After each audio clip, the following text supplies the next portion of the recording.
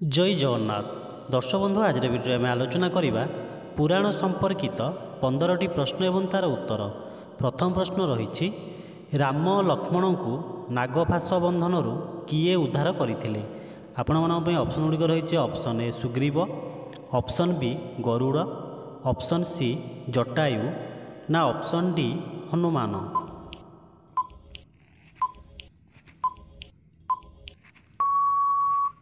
तेबे यार सठिक उत्तर है ऑप्शन बी गरुड़। राम लक्ष्मण को नागफास बंधन गरुड़ पक्षी उद्धार करते। परवर्ती प्रश्न केउ नदी शालग्राम मिलता है। ऑप्शन गुड़िक रही ऑप्शन ए गंगा नदी, ऑप्शन बी जमुना नदी, ऑप्शन सी गंडुकी नदी ना ऑप्शन डी तमसा नदी।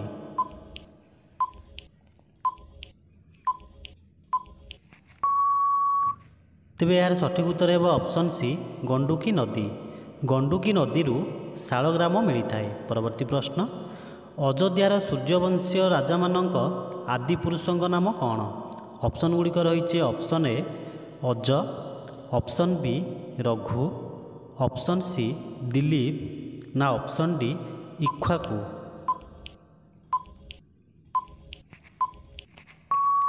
तेबे यार सठिक उत्तर है ऑप्शन डी इक्ष्वाकु। अयोध्यार सूर्यवंशीय राजा मानक आदि पुरुषों नाम इक्ष्वाकु थिला।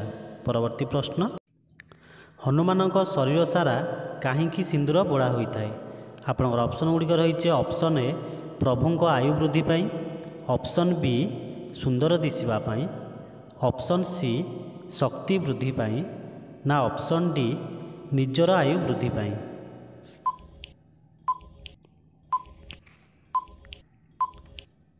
तेबे यार सठिक उत्तर है ऑप्शन ए प्रभुंक आयु वृद्धि पाई। हनुमान शरीर सारा प्रभु श्रीराम आयु वृद्धि पाई सिंदूर बोड़ा होता है। तो देखिए परवर्ती प्रश्न रावण को वध करने आदित्य हृदय स्तोत्र पाठ पाई किए श्रीराम को परामर्श देते। आपणकर ऑप्शन गुड़िक रही option A Vashishtha, option B Agastya, option C Vishvamitra ना ऑप्शन डी परशुराम। तेबे यार सठिक उत्तर है ऑप्शन बी अगस्त्य ऋषि। रावण को वध करने आदित्य हृदय स्तोत्र पाठ पाई अगस्त्य ऋषि श्रीराम को परामर्श देते। परवर्ती प्रश्न आम देशर राष्ट्रपति द्रौपदी मुर्मू केउं आध्यात्मिक संस्था सह संपृक्त।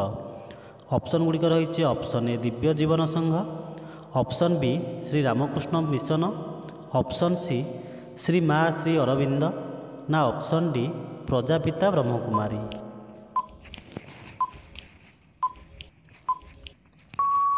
तेबे यार सठिक उत्तर है ऑप्शन डी प्रजापिता ब्रह्मकुमारी। राष्ट्रपति द्रौपदी मुर्मू प्रजापिता ब्रह्मकुमारी आध्यात्मिक संस्था सह संपृक्त।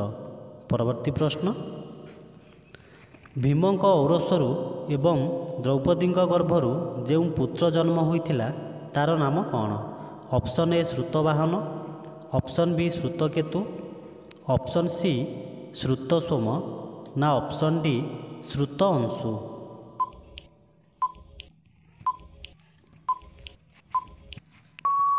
तेबे यार सठिक उत्तर है ऑप्शन सी श्रुतसोम। भीमक औरसरू एवं द्रौपदी गर्भरू जो पुत्र जन्म होता तार नाम श्रुतसोम।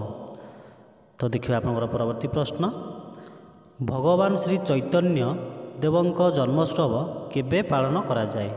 ऑप्शन गुड़िक रही option A Dol Dashami, option B Dol Purnima, option C Phalgun Amavasya ना ऑप्शन डी दोल अष्टमी।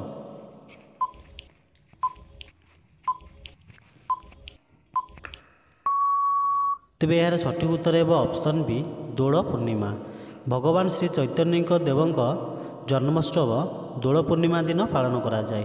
परवर्ती प्रश्न रावण लंकापुरी रे बास करने पूर्वर किए सेठारे बास करुले। ऑप्शन गुड़िक रही option A Indra, option B Brahma, option C Shiva ना ऑप्शन डी कुबेर।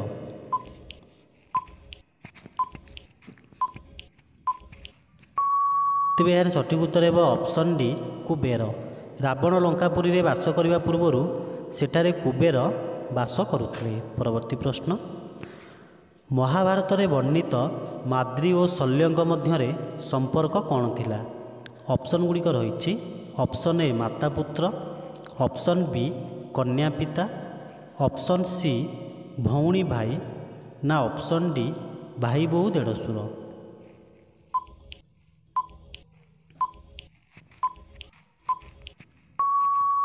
ତେବେ ଏହାର ସଠିକ୍ ଉତ୍ତର ହେବ ଅପସନ୍ ସି ଭଉଣୀ ଭାଇ। ମହାଭାରତରେ ବର୍ଣ୍ଣିତ ମାଦ୍ରୀ ଓ ଶଲ୍ୟଙ୍କ ମଧ୍ୟରେ ଭଉଣୀ ଭାଇ ସମ୍ପର୍କ ଥିଲା। ପରବର୍ତ୍ତୀ ପ୍ରଶ୍ନ, ଇନ୍ଦ୍ରଙ୍କ ହସ୍ତୀ ଐରାବତର ଉତ୍ପତ୍ତି କେଉଁଠାରୁ ହୋଇଥିଲା? ଅପସନ୍ ଗୁଡ଼ିକ ରହିଛି ଅପସନ୍ ଏ ସମୁଦ୍ର ମନ୍ଥନରୁ, ଅପସନ୍ ବି ବିଷ୍ଣୁଙ୍କ ଜାନୁରୁ, ଅପସନ୍ ସି ବ୍ରହ୍ମାଙ୍କ କମଣ୍ଡଳୁରୁ, ନା ଅପସନ୍ ଡି ଦିଗଦନ୍ତୀ ହସ୍ତୀଠାରୁ।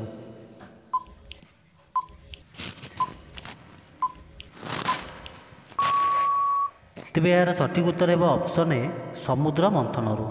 ଇନ୍ଦ୍ରଙ୍କ ହସ୍ତୀ ଐରାବତର ଉତ୍ପତ୍ତି ସମୁଦ୍ର ମନ୍ଥନରୁ ହୋଇଥିଲା। ପରବର୍ତ୍ତୀ ପ୍ରଶ୍ନ, ରାବଣର ସ୍ୱର୍ଣ୍ଣ ଲଙ୍କା ନଗରୀ କେଉଁ ପର୍ବତ ଉପରେ ଗଢ଼ାଯାଇଥିଲା? ଅପସନ୍ ଗୁଡ଼ିକ ରହିଛି ଅପସନ୍ ଏ ମେଘାସନ ପର୍ବତ, ଅପସନ୍ ବି ତ୍ରିକୁଟ ପର୍ବତ, ଅପସନ୍ ସି ଗନ୍ଧମାର୍ଦ୍ଦନ ପର୍ବତ, ନା ଅପସନ୍ ଡି ମାଲ୍ୟବନ୍ତ ପର୍ବତ।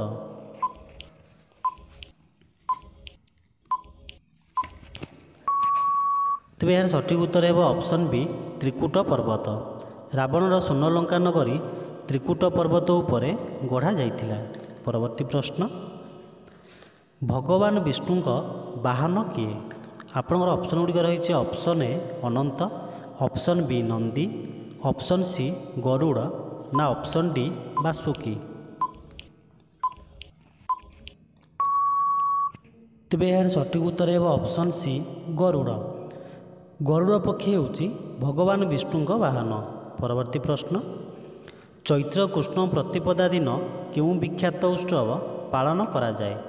ଆପଣଙ୍କର ଅପସନ୍ ଗୁଡ଼ିକ ରହିଛି option A Holi, option B Bishuba Milan, option C Shriram ଜନ୍ମ, ନା ଅପସନ୍ ଡି ଚୈତ୍ର ଗୁଣ୍ଡିଚା।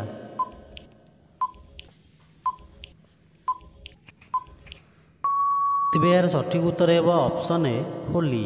ଚୈତ୍ର କୃଷ୍ଣ ପ୍ରତିପଦା ଦିନ ବିଖ୍ୟାତ ହୋଲି ଉତ୍ସବ ପାଳନ କରାଯାଏ। ପରବର୍ତ୍ତୀ ପ୍ରଶ୍ନ, ଶ୍ରୀମନ୍ଦିରର ପୂର୍ବଦ୍ୱାର କେଉଁ ନାମରେ ନାମିତ? ଆପଣଙ୍କର ଅପସନ୍ ଗୁଡ଼ିକ ରହିଛି option A Vyaghradwara, option B Hastidwara, option C Simhadwara, ନା ଅପସନ୍ ଡି କୁମ୍ଭଦ୍ୱାର।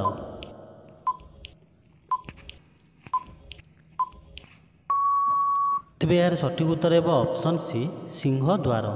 ଶ୍ରୀମନ୍ଦିରର ପୂର୍ବଦ୍ୱାର ସିଂହଦ୍ୱାର ନାମରେ ନାମିତ। ତ ଦର୍ଶକ ବନ୍ଧୁ, କୋଶ୍ଚିନ୍ ଗୁଡ଼ିକ ଭଲ ଲାଗିଥିଲେ ଗୋଟେ ଲାଇକ୍ କରନ୍ତୁ, କମେଣ୍ଟ କରନ୍ତୁ। ଯଦି ଆମ ଚ୍ୟାନେଲରେ ନୂଆ ଅଛନ୍ତି ଚ୍ୟାନେଲକୁ ସବସ୍କ୍ରାଇବ୍ କରିନିଅନ୍ତୁ। ଧନ୍ୟବାଦ।